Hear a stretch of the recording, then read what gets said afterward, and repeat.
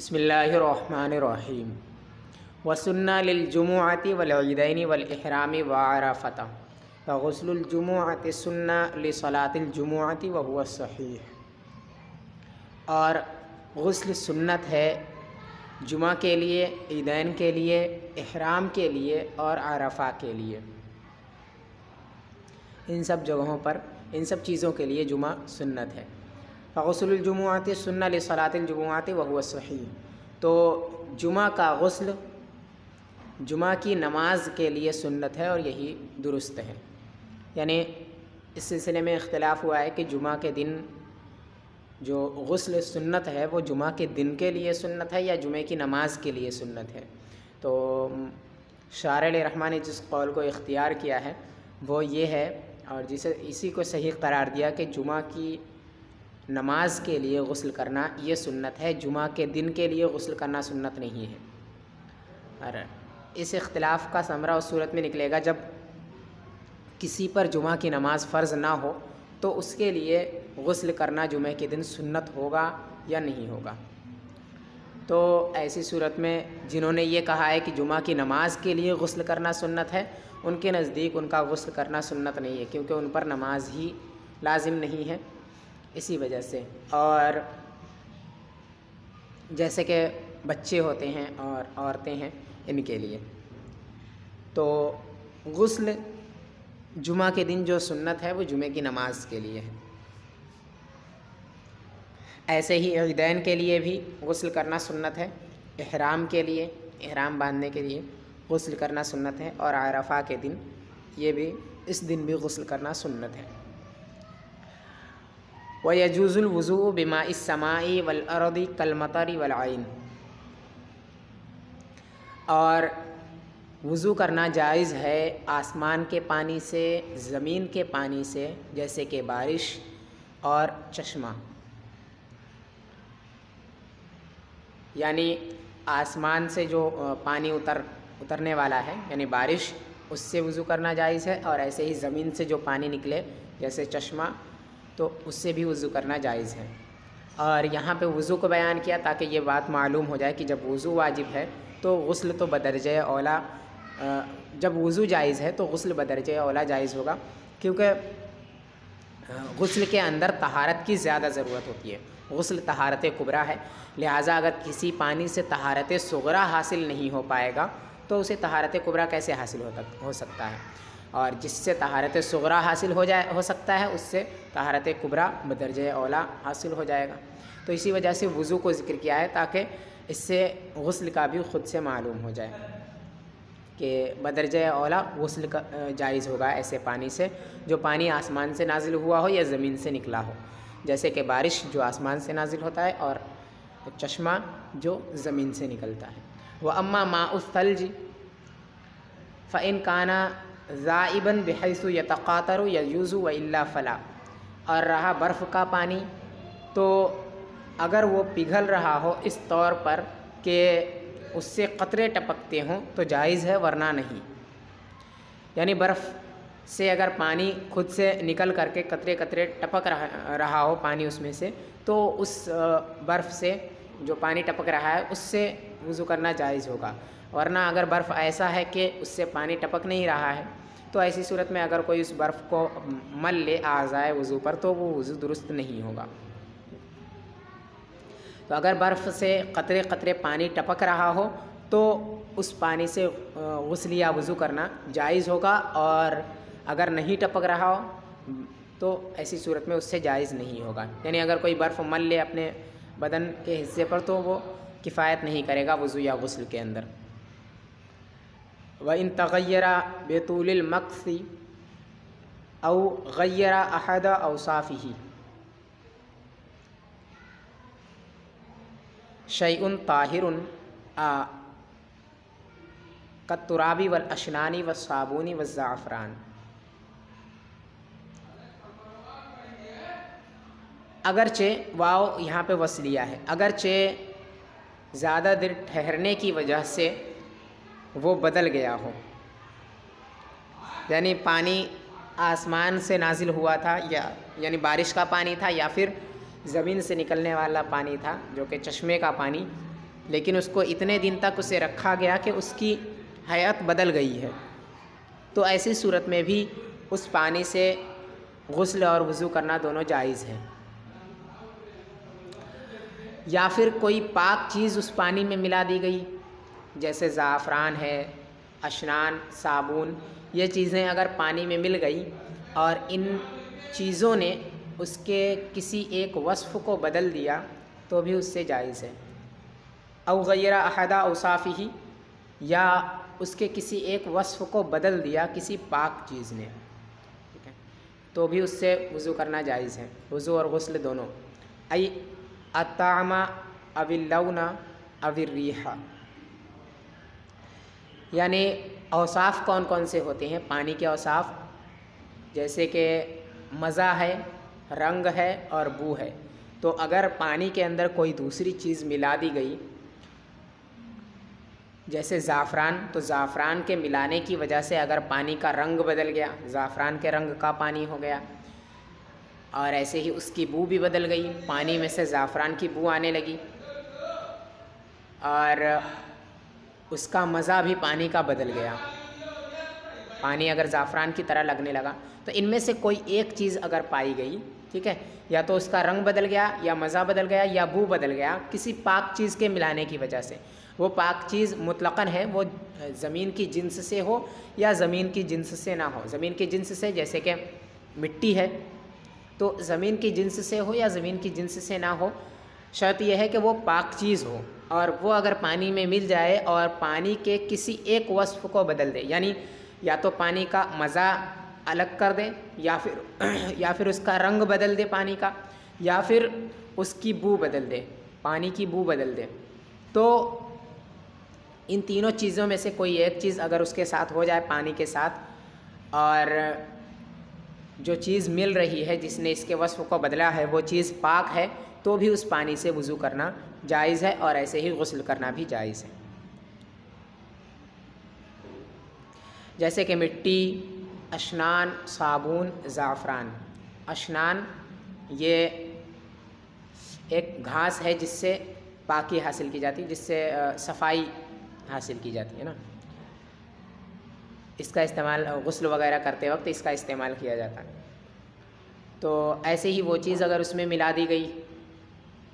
और या फिर मिट्टी मिल गई या साबुन या ज़ाफ़रान, इनमें से कोई भी चीज़ पानी में अगर मिल गई और पानी के किसी एक वस्फ़ को बदला है, ठीक है, एक वस्फ़ को अगर किसी बदल दिया तो इससे उस पानी से वज़ू करना जायज़ होगा और ऐसे ही गुस्ल करना भी जायज़ होगा। इन्नमा अद्दा हाज़िहिल अशिया लियुअलमा अन्नल हुक्म ला यख्तलिफु बिअन कानल मखलूतो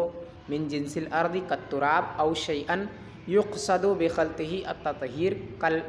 अशनानी व साबुन औ शैअन आखरा कज़्ज़ाफ़रानी इंदा अबी हनीफ़ा। इन चीज़ों को शुमार किया ताकि मालूम हो जाए कि हुक्म मुख्तलिफ नहीं है, इस तौर पर कि मिलने वाली चीज़, मिलाई जाने वाली चीज़ ज़मीन की जिन्स से हो जैसे मिट्टी, या फिर कोई ऐसी चीज़ हो जिसके मिलाने से पाकी का इरादा हो जैसे कि अशनान और साबुन, या फिर कोई दूसरी चीज़ हो जैसे ज़ाफ़रान इमाम आज़म अबू हनीफ़ा अलैहि रहमत व रिज़वान के नज़दीक। यानी यहाँ पे बयान किया कि कोई पाक चीज़ उसमें मिल जाए और उसके अंदर तुराब कहा, अशनान कहा, साबुन कहा, ज़ाफ़रान कहा, तो तुराब जो है ये ज़मीन की जिन्स से है, अशनान और साबुन ये ऐसी चीज़ें हैं जिनसे पाकी में और ज़्यादा क़ुव्वत आती है, मतलब सफाई और अच्छे से हासिल की जाती है, ठीक है, तो ये अशनान और साबुन है। और ज़ाफ़रान ये एक अलग चीज़ है ना, इससे पाकी में ज़्यादती होती है पाकी हासिल करने में, और ना ही ये जिनसे अर्द से है, ज़मीन की जिन्स से भी नहीं है। तो ये इन चारों को मिसाल में ज़िक्र करने का मकसद ये है कि इमाम आज़म अलैहि रहमत व रिज़वान ने फरमाया कि अगर इन चीज़ों में से कोई भी चीज़, वो चीज़ या तो जिनसे अर्द से हो, ज़मीन की जिन्स से हो, या फिर वो कोई ऐसी चीज़ हो जिससे पाकी हासिल की जाती है, ठीक है, और क़ुव्वत आती है पाकी हासिल करने में, वो चीज़ या फिर कोई दूसरी चीज़ भी अगर पानी में मिल जाए और उस पानी के किसी एक वस्फ़ को बदले और वो मिलने वाली चीज़ पाक हो, तो इन तमाम सूरतों में वो पानी अभी भी पाक है और उससे गुस्ल या वज़ू करना जायज़ है, उससे पाकी हासिल करना जायज़ है मुतलक़न। ठीक है, वो चीज़ जिनसे अर्द से हो या जिनसे अर्द से ना हो, कोई ऐसी चीज़ हो जिससे पाकी हासिल की जाती है जैसे अशनान और साबुन, या ऐसी चीज़ ना हो, या कोई दूसरी चीज़ हो जैसे ज़ाफ़रान। तो इन तमाम सूरतों में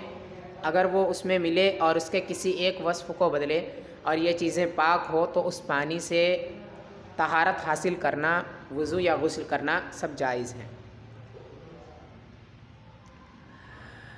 वइंदा अबी यूसुफ़ इन कानल मखलूत शैअन युक़सदु बिही तत्हीरु यजूज़ु बिहिल वज़ू इल्ला अन यग़लिबा अलल माई हत्ता यज़ूला तबउहु व हुवा रिक़्क़तु वस्सैलान व इन काना शैअन ला युक़सदु बिही तत्हीर फ़फ़ी रिवायतिन यश्तरितु लिअदम जवाज़ि तवज़्ज़ु बिही ग़लबतुहु अलल माई व फ़ी रिवायतिन ला यश्तरितु। और इमाम अबू यूसुफ़ अलैहिर्रहमा के नज़दीक अगर मिलाई जाने वाली चीज़ के ज़रिए से तत्हीर मक़सूद हो तो उससे वज़ू जायज़ है, मगर उस वक्त जबकि पानी पर वो गालिब आ जाए, यहाँ तक कि पानी की तबीयत को ज़ाइल कर दे जो कि रिक़्क़त और सैलान है। और अगर वो ऐसी चीज़ हो जिसके ज़रिए से तत्हीर का इरादा नहीं किया जाता है, तो एक रिवायत में शर्त लगाई जाएगी पानी पर गालिब होने की वज़ू के जायज़ ना होने के लिए, और एक रिवायत में शर्त नहीं लगाई जाएगी। यानी इमाम अबू यूसुफ़ अलैहि रहमतुल्लाह व रिज़वान ने फरमाया कि जिस चीज़ को पानी में मिलाया जा रहा है, जो चीज़ पानी में मिल गई है, उस चीज़ के ज़रिए से अगर वो ऐसी चीज़ है जिस चीज़ के ज़रिए से तत्हीर का इरादा किया जाता है, यानी वो ऐसी चीज़ है जिससे पाकी हासिल की जाती है, खूब पाकी जिस चीज़ से हासिल की जाती है, अगर वो ऐसी चीज़ है तो ऐसी सूरत में उस पानी से वज़ू या गुस्ल करना जायज़ है, मगर उसके अंदर भी शर्त यह है कि वो पानी की रिक़्क़त और उसके सैलान को, पानी की तबीयत यानी कि तबीयत होती है रिक़्क़त और सैलान, मतलब पानी का पतलापन और उसका बहना, इनमें से किसी चीज़ को अगर वो न बदले, यानी उसकी रिक़्क़त को ख़त्म ना करे, जो चीज़ मिलाई जा रही है वो चीज़ अगर पानी की रिक़्क़त को ना ख़त्म करे, यानी पतलेपन को ना ख़त्म करे, या फिर उसके बहाव को ख़त्म ना करे, तो ऐसी सूरत में उस पानी से गुस्ल जायज़ होगा। जबकि मिलाई जाने वाली चीज़ ऐसी हो जिसके ज़रिए से तत्हीर का इरादा किया जाता है, यानी खूब पाकी हासिल करने का इरादा जिस चीज़ से किया जाता है, वो चीज़ अगर पानी के अंदर मिला दी गई, तो अगर वो पानी पर गालिब नहीं आ रही है वो चीज़, ठीक है, पानी पर अगर वो चीज़ गालिब नहीं आ रही है, तो उस पानी से वज़ू या गुस्ल करना जायज़ है। और गालिब आने का मतलब ये है कि वो पानी के पतलेपन और उसके बहाव को ख़त्म कर दे। तो अगर वो पाक चीज़ हो और वो ऐसी चीज़ हो जिसके ज़रिए से तत्हीर का इरादा किया जाता है, वो अगर पानी में मिला दी गई और उसने पानी की रिक़्क़त और उसके सैलान को ख़त्म कर दिया, तो ऐसी सूरत में उस पानी से वज़ू या गुस्ल करना जायज़ नहीं है। लेकिन अगर वो रिक़्क़त और सैलान को ख़त्म ना करे तो ऐसी सूरत में उससे गुस्ल करना जायज़ है, वज़ू और गुस्ल दोनों जायज़ है। और अगर वो चीज़ ऐसी हो जिसके ज़रिए से तत्हीर का इरादा नहीं किया जाता है, यानी जैसे अशनार और साबुन, इसके अलावा जो दूसरी चीज़ें हैं जैसे ज़ाफ़रान है, तुराब है, ये चीज़ें अगर ऐसी चीज़ें हों तो एक रिवायत के मुताबिक उसके अंदर अगर वो पानी पर गालिब आ जाए तो उससे वज़ू जायज़ नहीं होगा। लेकिन एक रिवायत के मुताबिक अगर वो पानी पर गालिब ना आए फिर भी उससे वज़ू या गुस्ल करना जायज़ नहीं होगा। यानी दूसरा, इमाम अबू यूसुफ़ अलैहिर्रहमा फरमाते हैं कि वो चीज़ जो पानी में मिलाई गई है, अगर वो ऐसी चीज़ नहीं है जिसके ज़रिए से तत्हीर का इरादा किया जाता है, ठीक है, जैसे अशनान है, साबुन है, ये चीज़ें ऐसी हैं जिनके ज़रिए से तत्हीर का इरादा किया जाता है। इनके अलावा जो चीज़ें हैं जैसे तुराब है, ज़ाफ़रान है, तो ये चीज़ें अगर पानी में मिला दी गई तो ऐसी सूरत में उनका एक कौल तो ये है कि अगर ये पानी पर गालिब आ जाएं तो उस वक्त उस पानी से वज़ू या गुस्ल करना जायज़ नहीं है। और एक रिवायत यह है कि पानी पर गालिब आए या पानी पर गालिब ना आए, दोनों ही सूरतों में उनसे वज़ू करना जायज़, उस पानी से वज़ू करना जायज़ नहीं है, और ऐसे ही गुस्ल करना भी जायज़ नहीं है, ठीक है। तो एक रिवायत में शर्त है पानी पर गालिब आने की और दूसरी रिवायत में पानी पर गालिब आने की शर्त नहीं है। तो ये इमाम अबू यूसुफ़ अलैहिर्रहमा का कौल था कि अगर जो चीज़ मिलाई जा रही है वो साबुन या अशनान या इसके किस्म की कोई दूसरी चीज़ हो जिसके ज़रिए से ततहीर का इरादा किया जाता है, तो अगर वो पानी पर गालिब आ जाए तो उस पानी से वज़ू करना जायज़ नहीं होगा, और अगर गालिब ना आए तो उससे जायज़ होगा। और दूसरा कौल और अगर वो चीज़ ऐसी है जिसके ज़रिए से ततहीर का इरादा नहीं किया जाता है और वो पानी में मिला दी गई, तो एक रिवायत में उसके अंदर पानी पर गालिब आने की शर्त लगाई गई है, एक रिवायत में नहीं लगाई गई है। यानी एक रिवायत के मुताबिक उनका कौल ये है कि अगर वो पानी पर गालिब आ जाए तो पानी से वज़ू करना जायज़ नहीं है, और अगर गालिब ना आए तो जायज़ है। लेकिन दूसरी रिवायत ये है कि पानी पर गालिब आए या ना आए, दोनों ही सूरतों में उस पानी से वज़ू या गुस्ल करना जायज़ नहीं है। वमा लैसा मिन जिन्सिल अर्द फ़ीही खिलाफ़ु शाफ़िई, और जो जिनसे अर्द से ना हो उसमें इमाम शाफ़िई अलैहिर्रहमा का इख्तिलाफ़ है। यानी इमाम शाफ़िई अलैहिर्रहमा के नज़दीक वो चीज़ें अगर पानी में मिल गई, जो चीज़ें जिनसे अर्द से नहीं हैं, जैसे ज़ाफ़रान है और ऐसे ही साबुन है, तो ये चीज़ें जिनसे अर्द से नहीं है, ज़मीन की जिन्स से ये चीज़ें नहीं हैं। तो जो चीज़ें जिनसे अर्द से नहीं है वो चीज़ अगर पानी में मिला दी गई या मिल गई तो इमाम शाफ़िई अलैहिर्रहमा के नज़दीक उस पानी से वज़ू या गुस्ल करना जायज़ नहीं होगा। व बिमाइन जारिन फ़ीही नजसुन लम युरा असरुहु अय तामुहु अव लौनुहु अव रिहुहु, और उस पानी से जो बहता हो जिसमें नजासत पड़ गई हो, जिस नजासत का असर ज़ाहिर ना हुआ हो, जिस नजासत का असर न दिख रहा हो, यानी असर यानी उसका मज़ा, उसका रंग और उसकी बू। यानी कोई ऐसा पानी है जो बहता है, ठीक है, बहता पानी अगर है और बहते पानी में नजासत गिर गई, नापाकी अगर बहते पानी में गिर गई और वो नापाकी इतनी कम थी वो नापाकी कि ना तो उस पानी के अंदर उसकी बू आई, ना ही उसका रंग आया उस पानी के अंदर, और ना ही उसका मज़ा उस पानी के अंदर आया, तो ऐसी सूरत में वो पानी जायज़ होगा, उस पानी से वज़ू या गुस्ल करना जायज़ होगा। अगर उस पानी के अंदर उस नजासत का असर नहीं आया, असर से मुराद उस नजासत का रंग,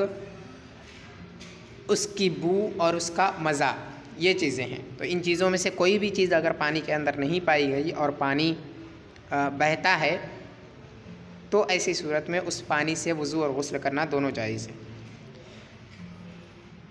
इख्तलफ़ फ़ी हद्दिल जारी फ़ल हद्दुल्लज़ी लैसा फ़ी दरकिही हरजुन मा युज़हिबु बेतिबनतिन औ वरक़िन, और माए जारी की हद के सिलसिले में इख्तलाफ हुआ है उलमा के दरमियान। माए जारी की हद के सिलसिले में उलमा मुख्तलिफ हैं, तो वो हद जिसके दर्क में या जिसके समझने में कोई दुश्वारी नहीं है, कोई हर्ज नहीं है, वो हद ये है कि जो किसी तिनके या पत्ते को बहा ले जाए। यानी माए जारी के सिलसिले में बहुत सारी तफसीरें की गई है कि जो नजासत को उठा ले जाए, या जिसे उर्फ़ में माए जारी समझा जाता हो, बहता हुआ पानी जिसे उर्फ़ में समझा जाता है, लोग जिसे बहता हुआ पानी समझते हैं वो है। और यहाँ पे जो शायर रहमा ज़िक्र कर रहे हैं वो ये कहते हैं कि माए जारी की हद जो हर एक समझ ले और जिसके समझने में कोई दुश्वारी नहीं, यानी ऐसी हद जिसको अगर बयान किया जाए तो कोई शख्स ये नहीं कह सकता कि हाँ ये हद माए जारी की नहीं है, यानी ऐसा पानी माए जारी नहीं है, कोई ये नहीं कह सकता है। तो वो हद ये है कि जो किसी तिनके या किसी पत्ते को बहा ले जाए, तो ऐसा पानी जो किसी तिनके या पत्ते को बहा ले जा रहा हो तो वो पानी माए जारी है, ठीक है। ऐसा बहता हुआ पानी जो किसी तिनके या पत्ते को बहा ले जाए वो माए जारी के हुक्म में है, वो पानी, उस पानी पर माए जारी का इतलाक़ होगा। तो हर उस पानी को माए जारी कहेंगे जो पानी किसी तिनके या पत्ते को बहा ले जाए, यानी पानी बह रहा हो और उसमें अगर कोई तिनका या पत्ता डाले तो वो भी उसके साथ बह जाए पानी के साथ, तो उस पानी को कहेंगे कि ये पानी माए जारी है। तो ऐसे पानी में अगर नजासत गिर गई और उसके अंदर उस पानी में नजासत का असर नहीं आया, असर नहीं दिखा, जैसे कि उसका रंग, उसका मज़ा या उसकी बू उस पानी में नहीं आई, तो ऐसी सूरत में वो पानी जायज़ होगा उस पानी से गुस्ल या वज़ू करना। ठीक है, उस पानी से वज़ू और गुस्ल करना दोनों जायज़ होगा। फ़ैज़ा सुद्दन नहर मिन फ़ौक़िन व बक़ियतुल माइ तजरी मा ज़ुअफ़िन यजूज़ु बिहिल वज़ू इज़ हुवा माउन जारिन। तो जब नहर को ऊपर से बंद कर दिया गया और बकिया पानी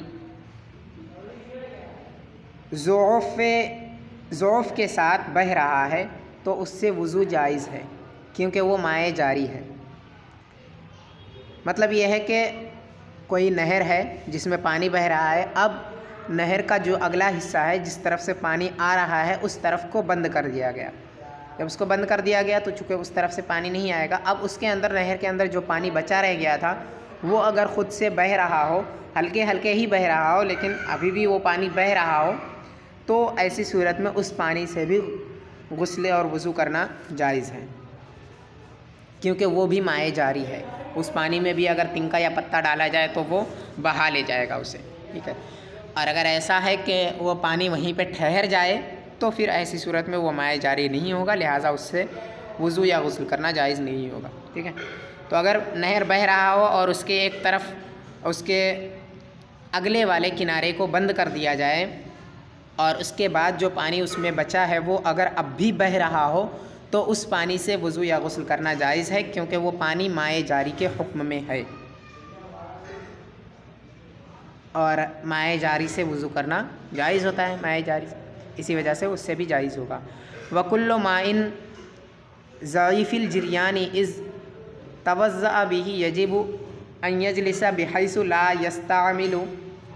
गुसालतहु। और हर वो पानी जो ज़ईफ़ुल जिरयान हो, यानी जो हल्के हल्के बह रहा हो, अगर कोई शख्स उससे वज़ू कर रहा हो तो उस पर वाजिब है कि वो इस तरीके से बैठे कि वो अपने गुसाला को इस्तेमाल ना करे। औ यमकुसा बैनल गुरफ़तैनी मिक़दारा मा युज़हिबु गुसालतहु,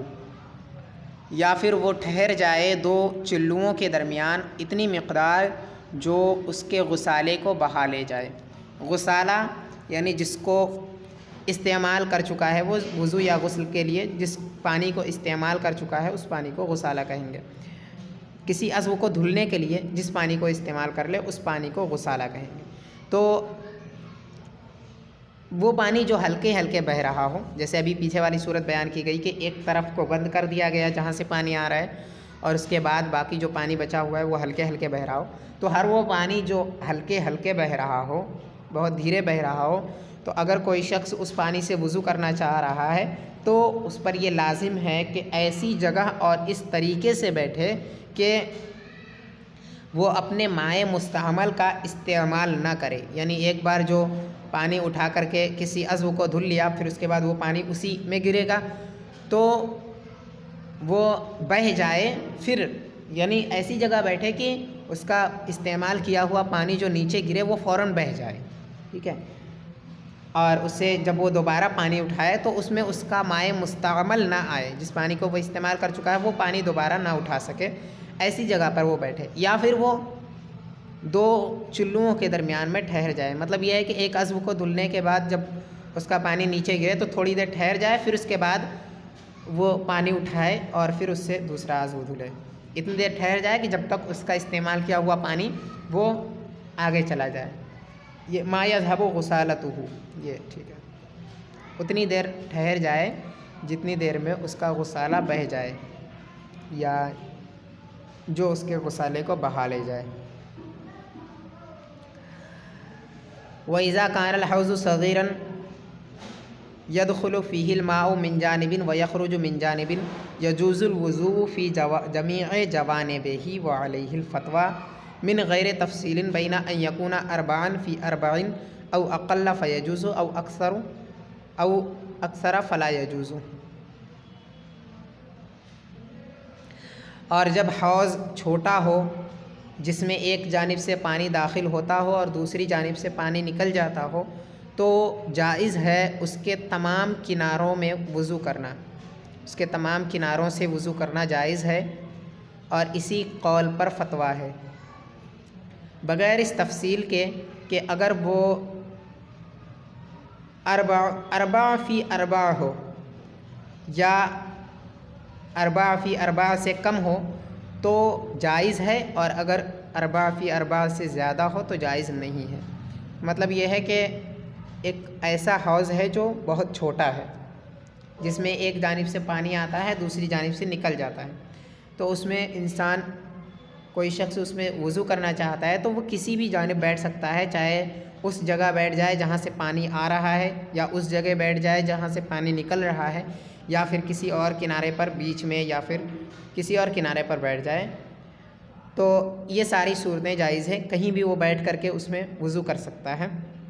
और मुफ्ता बेकौल यही है जिसको शारिह रहमा ज़िक्र कर रहे हैं, इसी को मुफ्ता बेकौल करार दिया शारिह रहमा ने, बग़ैर इस तफसील के कि अगर वो 4x4 हो या उससे कम हो तो जायज़ है, या उससे, और अगर उससे ज़्यादा हो तो जायज़ नहीं है। यानी कि एक कौल की तरदीद है, तो इस सिलसिले में बाज़ उलमा ने ये कौल किया है कि अगर वो इतना छोटा हौज़ है कि वो 4x4 है, मतलब ये है कि 4 गज़ लंबाई और 4 गज़ चौड़ाई उस हौज़ की है, ठीक है, इतना छोटा है उसकी 4 गज़ लंबाई और 4 गज़ चौड़ाई है, या उससे भी छोटा है, तो उसमें अगर एक जानिब से पानी आ रहा है, दूसरी जानिब से निकल रहा है, तो उसमें ये फरमाया है कि किसी भी तरफ से करें तो जायज़ है। लेकिन अगर 4x4 से बड़ा हौज़ है, यानी 4 गज़ लंबाई चौड़ाई से ज़्यादा, 4 गज़ से ज़्यादा उसकी लंबाई चौड़ाई है, तो ऐसी सूरत में जायज़ नहीं है कि वो किसी भी जानिब से वज़ू करे, ठीक है। इस सिलसिले में बाज़ उलमा का कौल ये है कि अगर 4x4 से ज़्यादा, 4x4 से बड़ा अगर वो हौज़ है तो हर तरफ से वो वज़ू नहीं कर सकता है,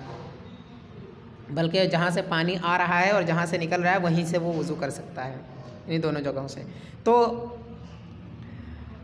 इसी कौल की तरदीद करने के लिए इसको ज़िक्र किया है शारिह रहमा ने कि मिन गैर तफसीलिन, बग़ैर इस तफसील के, वो 4x4 हो, 4x4 से छोटा हो या 4x4 से बड़ा हो, तीनों ही सूरतों में किसी भी जानिब बैठ करके अगर वो वज़ू करना चाहे तो वो कर सकता है। अगर हौज़ ऐसा है कि एक जानिब से पानी आ रहा है, दूसरी जानिब से निकल रहा है, पानी उसके अंदर ठहरता नहीं है, बल्कि एक तरफ से आ रहा है, दूसरी तरफ से निकल जा रहा है पानी, तो उसमें किसी भी तरफ बैठ करके वो वज़ू कर सकता है। वअलम अन्नहु इज़ा अन्तनल माउ फ़इन उलिमा अन्ना नतनहु लिन्नजासति ला यजूज़ु व इल्ला यजूज़ु हमलन अला अन्ना नतनहु लितूलिल मक्सी। और जान लीजिए कि जब पानी गंदा हो गया तो अगर ये मालूम हो कि उसका गंदा होना नजासत की वजह से है तो जायज़ है, वरना जायज़ नहीं है, इस पर हमल करते हुए कि उसका गंदा होना ज़्यादा वक्त ठहरने की वजह से हुआ है। यानी शारिह रहमा फरमाते हैं कि जब पानी हो, वो पानी ठहरा हुआ हो या माए जारी हो, और वो पानी गंदा हो चुका है, यानी देखने से वो पानी गंदा लगता हो, या फिर उसके अंदर उसकी तबीयत में से कोई एक तबीयत बदल गई हो, और अगर ये मालूम हो कि ये जो गंदा हुआ है पानी वो नजासत की वजह से हुआ है, यानी इसके अंदर नापाकी गिर गई है जिसकी वजह से ये पानी गंदा हो गया, तो ऐसी सूरत में वो पानी नापाक हो जाएगा और उससे वज़ू या गुस्ल करना जायज़ नहीं होगा, वो पानी वज़ू या गुस्ल के काबिल नहीं रहेगा। अगर ये मालूम हो कि उसका ये गंदा होना नापाकी की गिरने की वजह से है, तो अगर ये मालूम हो तो उससे वज़ू या गुस्ल करना जायज़ नहीं होगा। लेकिन अगर ये मालूम ना हो कि ये इसकी वजह से हुआ है, नजासत की वजह से हुआ है, अगर ये मालूम ना हो तो ऐसी सूरत में ये समझा जाएगा कि पानी ज़्यादा दिन तक ठहरे रहने की वजह से, ज़्यादा दिन तक पानी ऐसे ही छोड़े रहने की वजह से या ऐसे ही रुके रहने की वजह से गंदा हो गया है, तो ये सोचते हुए उससे वज़ू या गुस्ल करना जायज़ होगा। अगर ये मालूम हो कि ये गंदगी नापाकी की वजह से हुआ है, यानी पानी जो गंदा है वो नापाकी की वजह से गंदा हुआ है, तो ऐसी सूरत में उस पानी से वज़ू या गुस्ल करना जायज़ नहीं होगा। और अगर मालूम ना हो कि ये नजासत की वजह से हुआ है तो उससे वज़ू और गुस्ल करना जायज़ होगा, ये समझते हुए कि ये पानी गंदा जो हुआ है वो ज़्यादा दिन तक ठहरने की वजह से हुआ है। और जब ज़्यादा दिन तक ठहरने की वजह से गंदा हुआ तो चूँकि इसके अंदर नजासत नहीं है, इसी वजह से उससे वज़ू या गुस्ल करना जायज़ होगा। व इज़ा सद्दा कल्बुन अरदन नहरी व यजरिल माउ फ़ौक़हु इन काना मा युलाक़िल कल्बा अक़ल्लु मिम्मा ला युलाक़ीही यजूज़ुल वज़ू फ़िल अस्फ़ली व इल्ला ला। क़ाल अल फ़क़ीहु अबू जाफ़र अन अला हाज़ा अदरक्तु मशाइख़ी व अन अबी यूसुफ़ ला बअसा बिल वज़ूइ बिही इज़ा लम यतग़य्यर अहदु औसाफ़िही। और जब कुत्ते ने नहर को चौड़ाई में रोक दिया और पानी उसके ऊपर से बह रहा है, तो अगर वो हिस्सा जो कुत्ते से मिल कर के आ रहा है वो कम है उस हिस्से से जो उससे मिलकर नहीं आ रहा है, जो उससे नहीं मिल रहा है, उससे अगर वो कम है जो मिलकर आ रहा है, तो वज़ू जायज़ होगा निचले वाले हिस्से से, वरना जायज़ नहीं होगा। फ़क़ी अबू जाफ़र ने फरमाया कि इसी पर मैंने अपने मशाइख़ को पाया है और इमाम अबू यूसुफ़ अलैहिर्रहमा से मरवी है कि उससे वज़ू करने में कोई हर्ज नहीं है जब उसका कोई वस्फ़ ना बदल जाए। जब उसका कोई वस्फ़ ना बदले तो उससे वज़ू करना जायज़ है, उसमें कोई हर्ज नहीं है। यानी कोई कुत्ता नहर के बीच में आ गया और वह वहीं पे ठहर गया, या फिर कोई कुत्ता उसमें मर गया, तो एक तो पहले ये जान ले कुत्ता जो है वो नजिसुल आयन, बाज़ लोगों ने कहा है कि कुत्ता नजिसुल आयन है, बाज़ ने कहा कि नहीं है, और ज़्यादा सही कौल यही है कि कुत्ता नजिसुल आयन नहीं है। ठीक है, तो अगर कोई कुत्ता मर गया है और वो मरा हुआ नहर के बीचों बीच मर गया है, तो ऐसी सूरत में जब पानी उसके ऊपर से आ रहा है तो कुछ पानी वो होगा जो उससे मिल कर के आ रहा होगा और कुछ ऐसा होगा जो उससे मिलकर नहीं आ रहा होगा। तो अगर वो पानी जो उस कुत्ते से मिलकर आ रहा है वो कम है उस पानी से जो कुत्ते से मिलकर नहीं आ रहा है, यानी कुछ पानी उसके ऊपर से चला जा रहा होगा और कुछ पानी उससे मिलकर आ रहा होगा, तो ऊपर से आने वाला पानी अगर ज़्यादा हो और कुत्ते से मिलकर आने वाला पानी कम हो, तो ऐसी सूरत में उस पानी से वज़ू और गुस्ल करना जायज़ है, अगर कुत्ता मरा हो तो सबके नज़दीक। और अगर कुत्ता मरा हुआ नहीं है तो बाज़ लोगों ने ये कहा है कि कुत्ता नजिसुल आयन है, इसी वजह से वो पानी नापाक हो गया है जो उससे मिलकर आ रहा है, लिहाजा अगर कुत्ता नहीं मरा है फिर भी बाज़ लोगों के नज़दीक अगर वो पानी जो कम है, जो उस कुत्ते से मिलकर आ रहा है वो कम है और वो दूसरा वाला जो उसके ऊपर से आ रहा है वो ज़्यादा है, तो उससे जायज़ है। लेकिन अगर इसके बरखिलाफ़ हुआ, यानी जो पानी कुत्ते से मिलकर आ रहा है वो ज़्यादा है और जो उसके ऊपर से आ रहा है बग़ैर मिले हुए वो कम है, तो ऐसी सूरत में उससे जायज़ नहीं है। अगर कुत्ता ज़िंदा हो तो बाज़ लोगों के नज़दीक, और अगर मरा हो तो सबके नज़दीक वो पानी जो कुत्ते से मिलकर आ रहा है अगर वो कम है और उस पानी से जो उससे नहीं मिलकर आ रहा है तो जायज़ है, और अगर वो ज़्यादा है उस पानी से जो कुत्ते से मिलकर आ रहा है तो जायज़ नहीं है उस पानी से वज़ू करना। लेकिन उस पानी के उस हिस्से से वज़ू करना जायज़ है जो नीचे है। ठीक है, नीचे जो पानी है उससे वज़ू करना जायज़ है, जो ऊपरी हिस्से से उसके वज़ू करना जायज़ नहीं है। और फ़क़ी अबू जाफ़र ने फरमाया है कि मैंने इसी पर अपने मशाइख़ को पाया है, यानी मशाइख़ का कौल और उनका अमल ऐसा ही है कि अगर ऐसा कुछ हो जाता है तो वो इसी पर अमल करते हैं, और इस सिलसिले में वो यही कहते हैं कि अगर कुत्ता बीच में हो और उसके ऊपर से पानी आ रहा हो तो वो पानी जो उससे मिलकर आ रहा है वो कम है और वो पानी जो उसके ऊपर से आ रहा है वो ज़्यादा है, तो ऐसी सूरत में उसके निचले हिस्से से वज़ू करना जायज़ है, उस पानी के निचले हिस्से से वज़ू करना जायज़ है। और अगर ऐसा नहीं है तो जायज़ नहीं है, यानी वो पानी अगर ज़्यादा है जो उससे मिलकर आ रहा है तो ऐसी सूरत में जायज़ नहीं है उस पानी से वज़ू करना। इसी पर मैंने अपने मशाइख़ को पाया है। और इमाम अबू यूसुफ़ अलैहिर्रहमा इस सिलसिले में फ़रमाते हैं कि जब तक उस पानी का कोई वस्फ़ न बदल जाए उस पानी से वज़ू करना जायज़ है, यानी उस पानी के रंग या उस पानी का रंग या मज़ा या बू जब तक न बदल जाए तब तक उस पानी से वज़ू करना जायज़ है। अगर बदल जाए तो उस पानी से वज़ू करना जायज़ नहीं है।